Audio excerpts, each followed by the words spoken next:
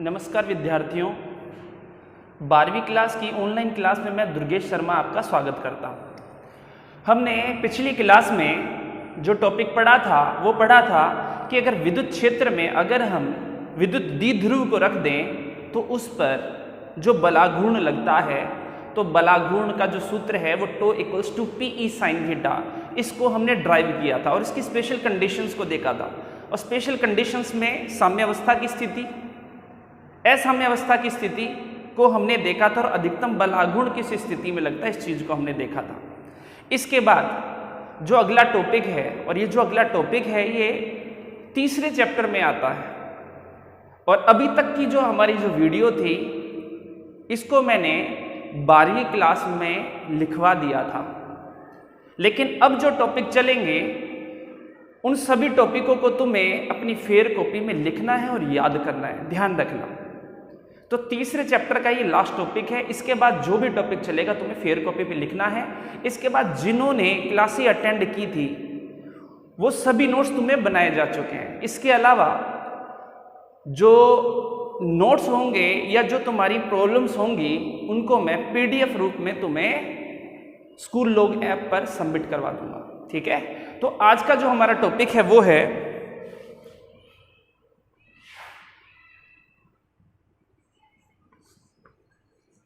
विद्युत क्षेत्र।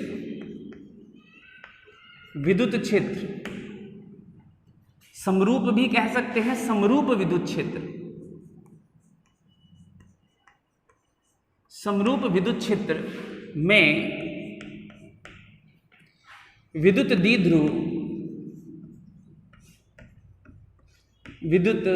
द्विध्रुव को घुमाने में किया गया कार्य,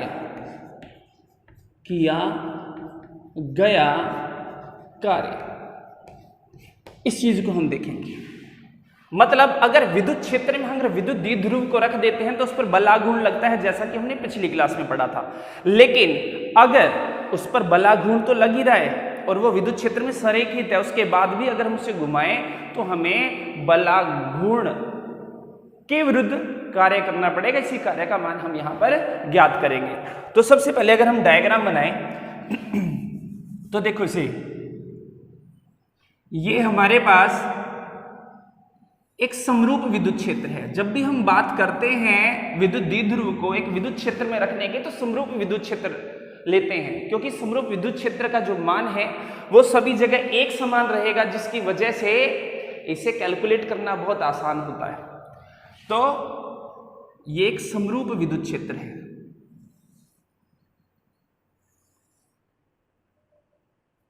ये है एक समरूप विद्युत क्षेत्र जिसको हम ई सदिश से डिनोट कर सकते हैं,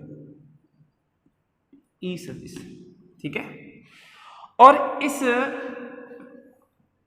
विद्युत क्षेत्र में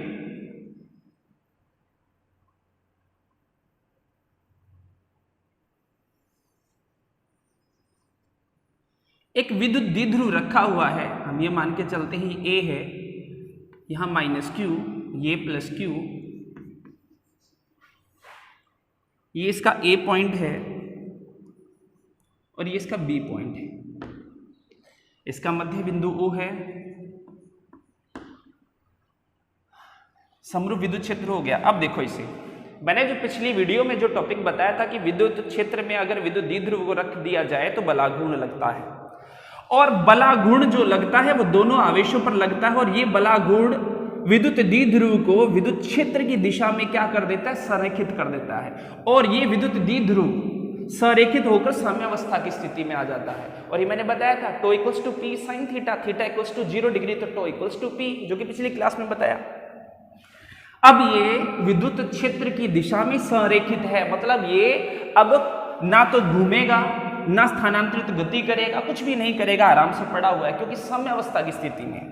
लेकिन अब जब ये संरेखित है, साम्यावस्था की स्थिति में है, लेकिन अगर अब हम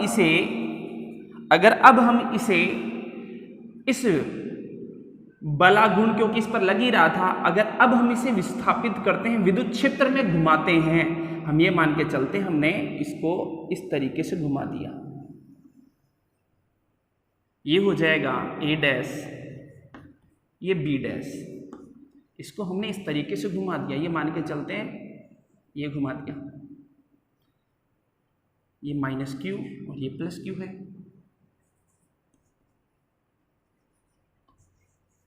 ठीक है, एक बार इतना घुमाएंगे, इसको और घुमाते हैं, अगर इस तरीके से घुमा दिया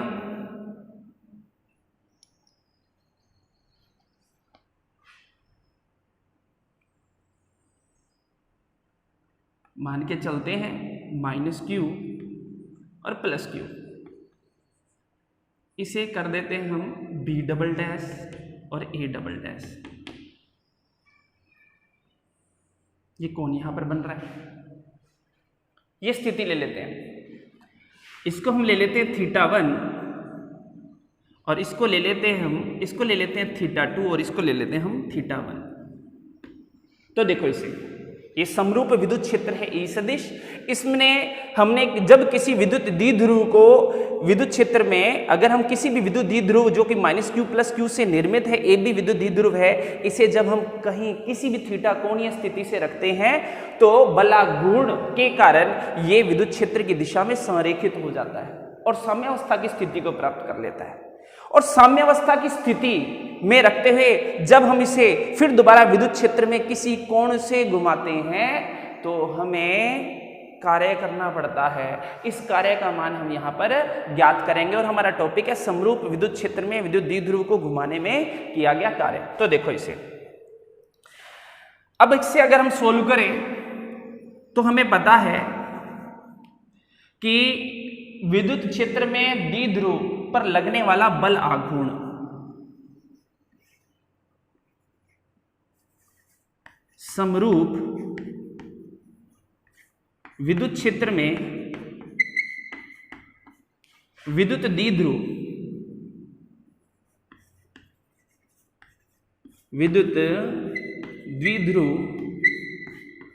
पर जो बलाघूर्ण होगा, जो बलाघूर्ण होगा जिसे हम टो से देखते हैं, वो हमें पता है क्या होता है, PE sine theta, PE sine theta, equation first जो कि हम पहले से पढ़ चुके हैं। तो equals to P sine theta होता है। लेकिन अब क्या करते हैं, इस विद्युत द्विध्रुव को विद्युत क्षेत्र में बहुत किसी भी डी थीटा कोण से घुमा देते हैं। तो हम लिखते हैं विद्युत द्विध्रुव को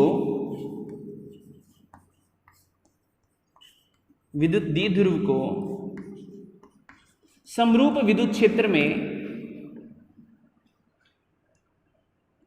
अल्प कोण, एक बार हम डी थीटा ले लेते हैं, अल्प कोण डी थीटा से घुमाने के लिए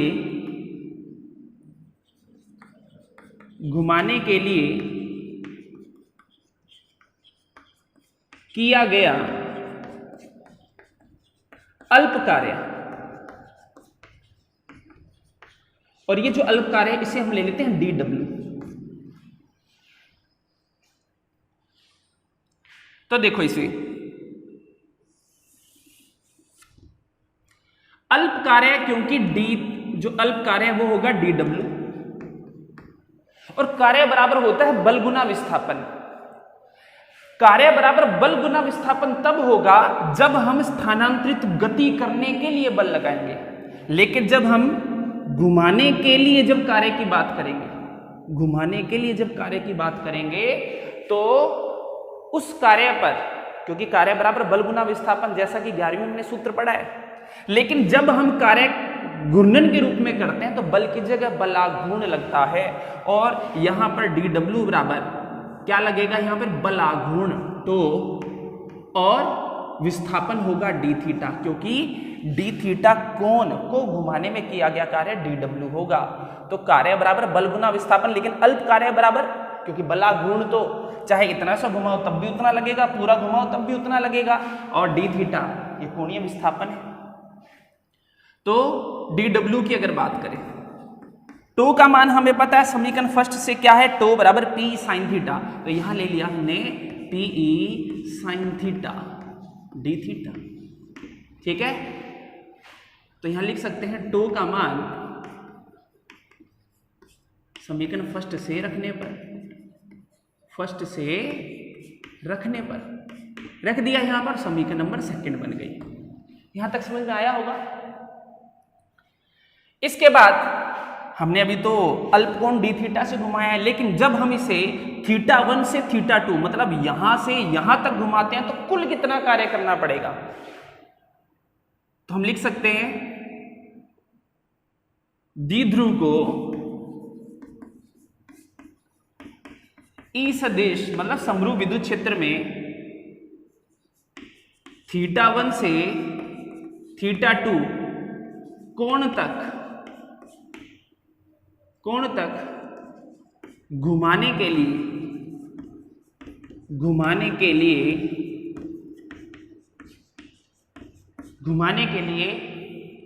किया गया कुल कार्य। तो जब हम W की बात करेंगे तो हमें पता है जब हम छोटे छोटे कार्य को एक संपूर्ण कार्य में परिवर्तित करना चाहते हैं तो हमें समाकलन करना ही पड़ेगा, और समाकलन की वैल्यू थीटा 1 से थीटा 2 अगर हम घुमा रहे थे तो इस तरीके से करेंगे और हो जाएगा हमारे पास P E sine theta D theta. ठीक है, समीकरण सेकंड से हमने लिया इसको हम सोल्व करेंगे। तो सोल्व करेंगे तो पहले कांस्टेंट की बात करते हैं, तो P कांस्टेंट है, E भी कांस्टेंट है, समरूप है, जो कुछ बचा वो थीटा 1 से theta 2 sign theta D theta बचा। अब साइन थीटा डी थीटा की बात करें तो हमें भी पता है समाकलन साइन थीटा का क्या होता है, साइन थीटा का जो समाकलन होता है वो होता है माइनस कोस थीटा। इसमें लिमिट भी है, इसमें क्या है, लिमिट भी है, इसलिए माइनस क्या होगा, कोस थीटा होगा। तो इसको हम कर लेते हैं W बराबर पीई माइनस कोस थीटा, और यहां पर हो जाएगा थीटा 1 से थीटा 2। ये लिमिट हो गई। यहां तक तुम्हें समझ में आ रहा है, इसे एक बार नोट करो, इसके बाद यहीं से चलते हैं। देख लिया होगा, अब देखो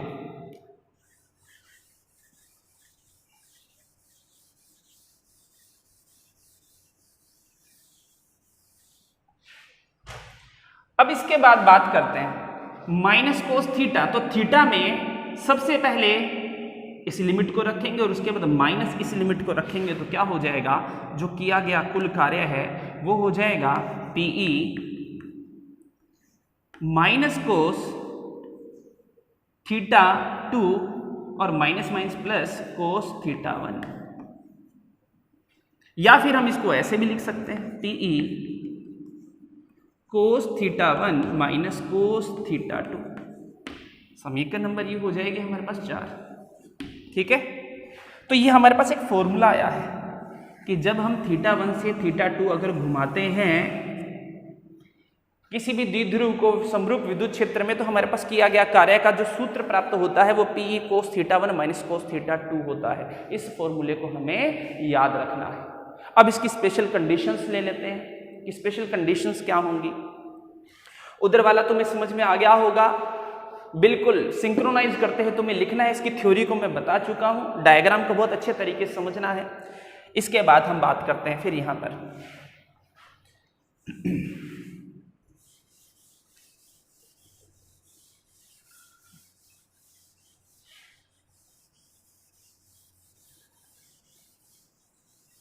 देखो इसे,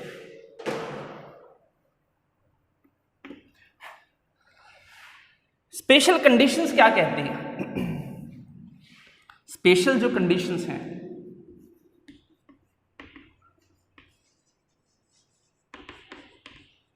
स्पेशल कंडीशंस कहती है कि अगर ये थीटा 1 इक्वल्स टू 0 डिग्री हो और थीटा 2 अगर थीटा हो तो फॉर्मूला क्या होगा। इस फॉर्मूले को काफी यूज किया जाता है। If theta 1 equals to 0 degree और थीटा 2 इक्वल्स टू थीटा हो, तब ये फॉर्मूला क्या होगा? तो हमें सिंपल है, समीकरण नंबर 4 से क्या हो जाएगा? पीई कोस थीटा 1 की जगह कोस 0 माइनस और थीटा 2 की जगह थीटा।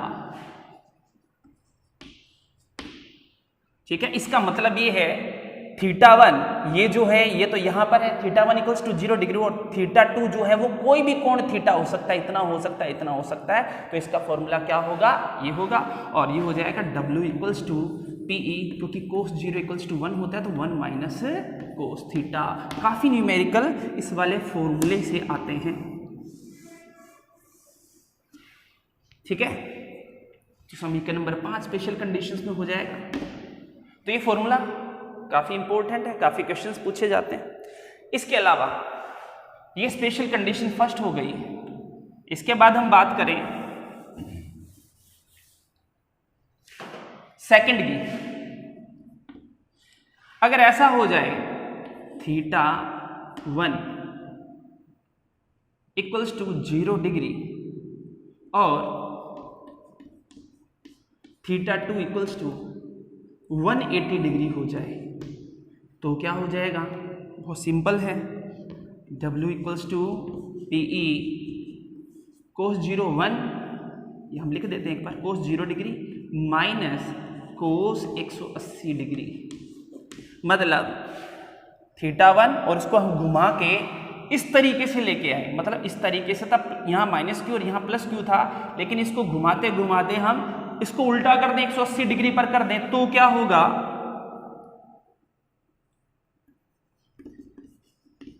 हमें जो कार्य करना पड़ेगा 1 माइनस कोस 180 डिग्री -1 होता है, हमें जो कार्य करना पड़ेगा वो 2PE करना पड़ेगा। ये भी काफी इंपॉर्टेंट है। ठीक है, तो इस तरीके से अगर समरूप विद्युत क्षेत्र में अगर हम विद्युत द्विध्रुव को रखते हैं तो विद्युत क्षेत्र की दिशा में संरेखित होता है और संरेखित मतलब वो साम्यावस्था की स्थिति को प्राप्त करता है। इसके बाद अगर हम इसे घुमाते हैं तो हमें बलाघूर्ण के विरुद्ध कार्य करना पड़ेगा और ये जो कार्य है इसका जो फॉर्मूला है P cos theta 1 minus cos theta 2, समीकरण 4 में जो मैंने बताया। अब यदि हम इसको थीटा 1 इक्वल्स टू 0 डिग्री से theta 2 equals to theta degree तक घुमाएं तो इतना कार्य करना पड़ेगा।